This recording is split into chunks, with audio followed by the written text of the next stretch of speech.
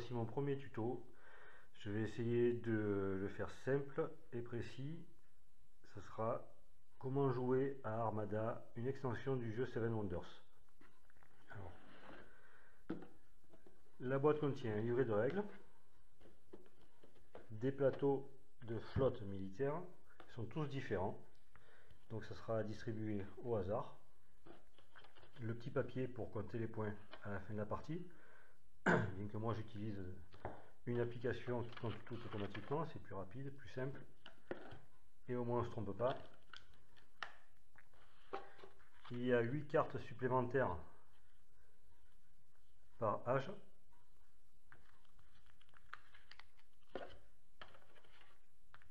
Et il y a des cartes îles pour 3 niveaux. Niveau 3, niveau 2 et niveau 1.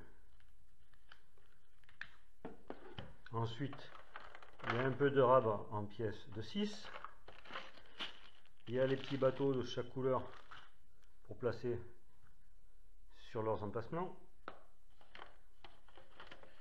Il y a des points de victoire militaire terrestre. Il y a 1.5, 1.3, 1.1 et 3 points négatifs. Et il y a 2 jetons de conflit militaire terrestre. Et il y a des points de conflit maritime. Des points 5, des points 3, des points 1. Il y a des points 7 aussi, je crois. Non, pas point 7. Il y a des points moins 1 et des points moins 3. Alors pour jouer avec cette extension, c'est simple en fait. On joue normalement à Seven Wonders. On doit rajouter une carte par âge et par joueur. C'est-à-dire que s'il y a 4 joueurs, on rajoute 4 cartes âge 1, 4 cartes âge 2, 4 cartes âge 3. Pour les îles, on les met toutes en 3 paquets, paquet 1, paquet 2, paquet 3. On prend 3 pièces supplémentaires, on place les petits bateaux à leur emplacement, le vert, le rouge, on va mettre à l'endroit,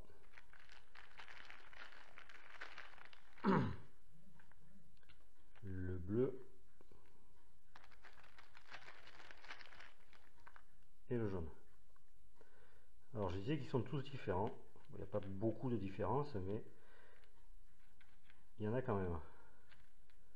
Exemple, pour passer de l'étape 0 à l'étape 1, sur celui-là, il faut payer une ressource or. Sur celui-là, c'est une ressource pierre. Sur celui-là, on peut construire, on peut avancer avec la construction sur la ligne verte. Celui-là, ça sera sur la ligne rouge. Les autres sont aussi tous différents. Donc voilà comment se déroule le jeu avec l'extension Armada. On joue normalement ces cartes. Ensuite, lorsqu'on construit une carte bleue, par exemple, qu'on a payé tout ce qu'on doit payer pour poser cette carte bleue, on peut en plus payer le prix marqué pour passer l'étape supérieure, alors ici c'est l'argile, et avancer d'une case. Alors là ça rapporte 1 point par exemple. C'est-à-dire que sur une carte Seven Wonders, imaginons, elles sont où? Voilà, elles sont là. Je veux poser cette carte qui me coûte 1 argile. J'ai 2 argiles, ou 1 même, parce que là... Donc je peux poser cette carte. Je la paye 1 argile. Si je veux avancer à l'étape supérieure ici, il faut que je paye un or. Si j'ai un or, je peux avancer, sinon il faut que je l'achète à un voisin. Si personne ne l'a, je ne peux pas avancer. Là, si j'avance ici, ça me rapporte un point de conflit maritime. Ici 2 points, ici 3, 4, 5 et 8. Et à chaque fois, le paiement, pour passer à l'étape supérieure, c'est quand on franchit la ligne qu'on paye, quand on doit franchir la ligne. À chaque fois, le paiement change. Là, c'était de l'or, là c'est du verre, là c'est du bois et de la pierre, du bois et du tissu. Voilà. Donc les explications des symboles, ici je l'ai déjà dit, ici ça donne, quand on avance sur cette case, alors je ne me rappelle plus comment ils appellent ça, ça donne de l'influence commerce je crois, ou un truc comme ça.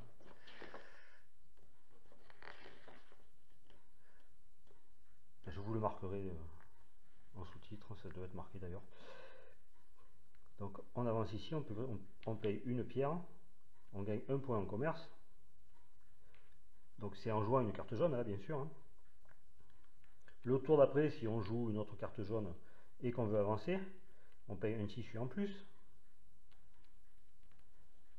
On avance. Et là, nous, on est toujours de niveau de commerce 1.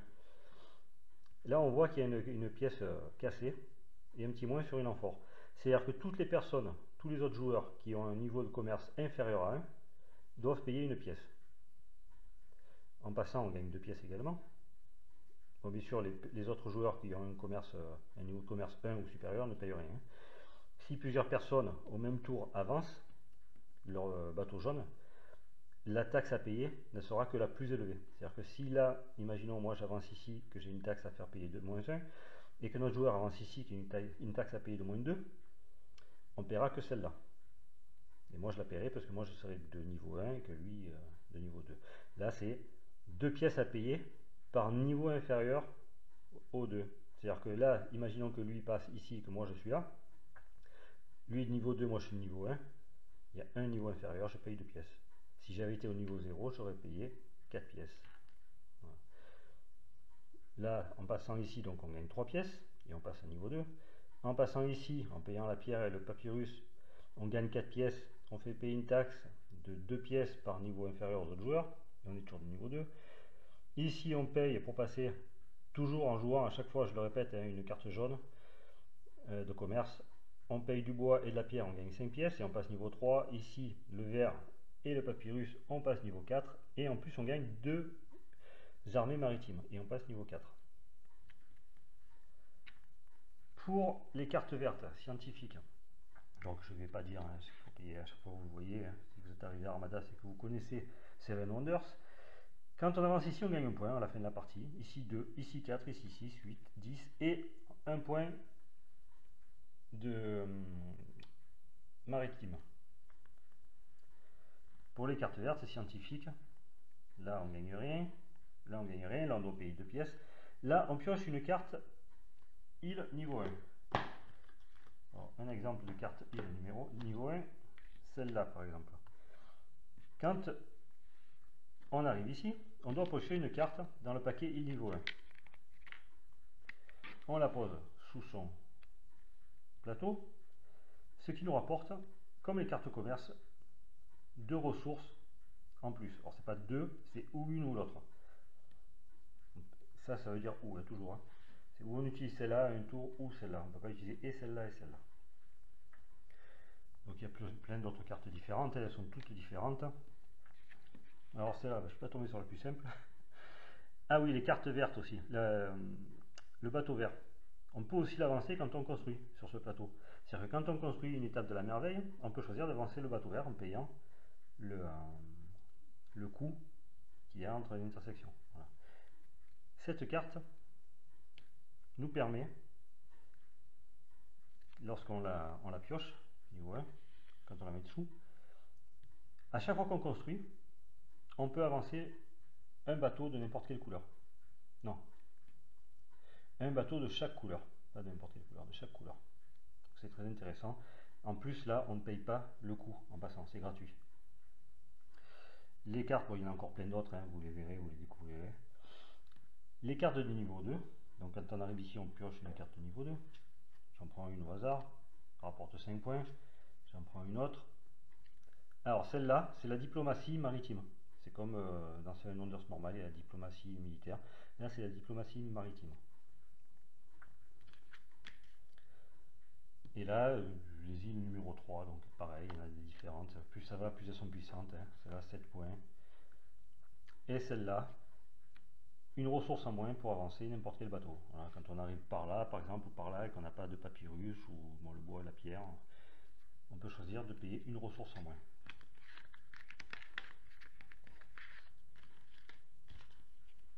Il y a des cartes un peu spéciales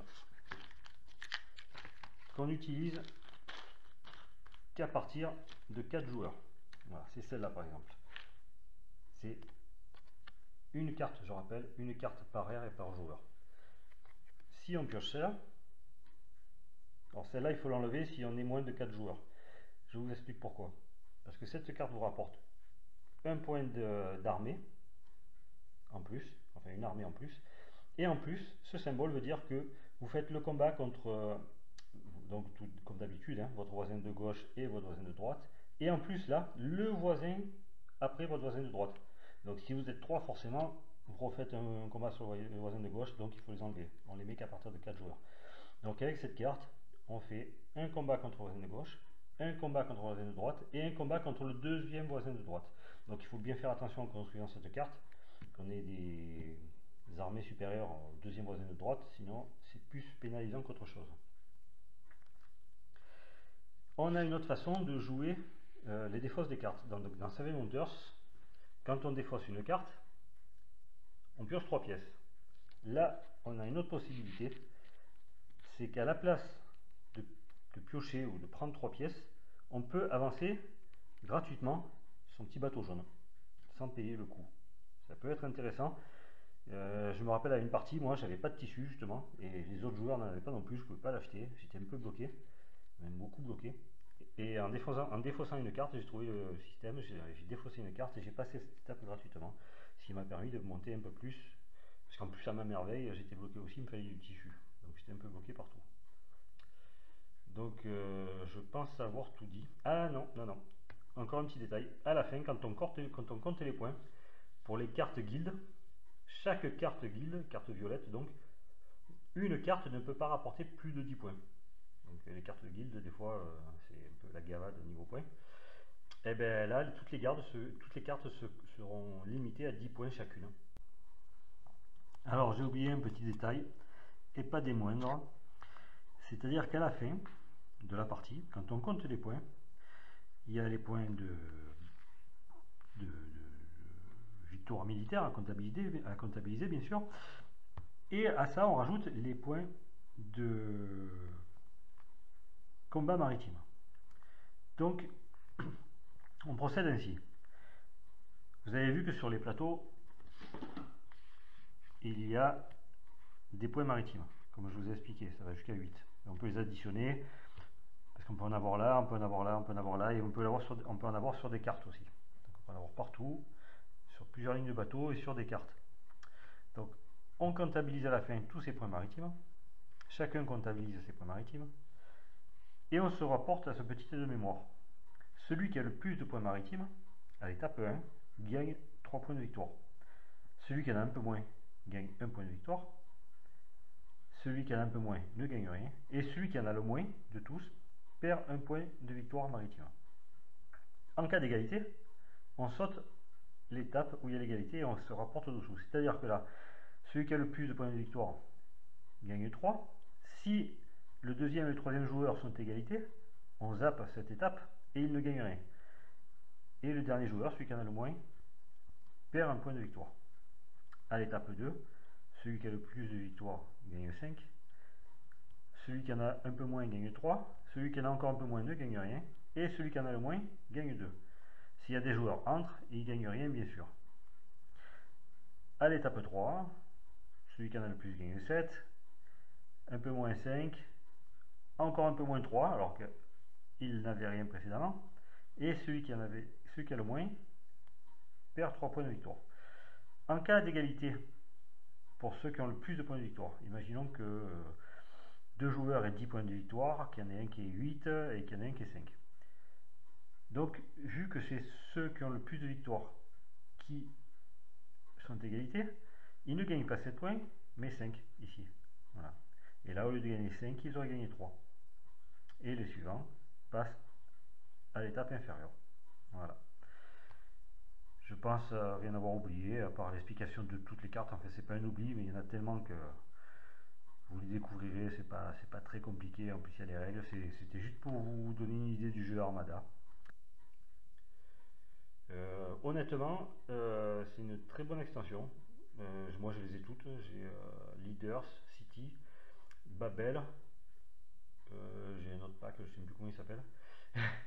Et j'ai Armada depuis peu, qui m'a été offert par un de mes meilleurs amis. Et j'aime beaucoup cette extension. Je la trouve très intéressante. Et ma femme qui joue beaucoup avec moi, qui aime beaucoup aussi ce jeu Seven Wonders, c'est mon ami, aime beaucoup cette extension aussi. Donc si vous ne l'avez pas, je vous la conseille vivement, elle est vraiment très bien. Bon alors écoutez, je ne sais pas ce que ça va donner. N'hésitez pas à me faire des petits commentaires. Restez sympathique. Hein. C'est mon premier tuto. Donc forcément il ne sera pas au top.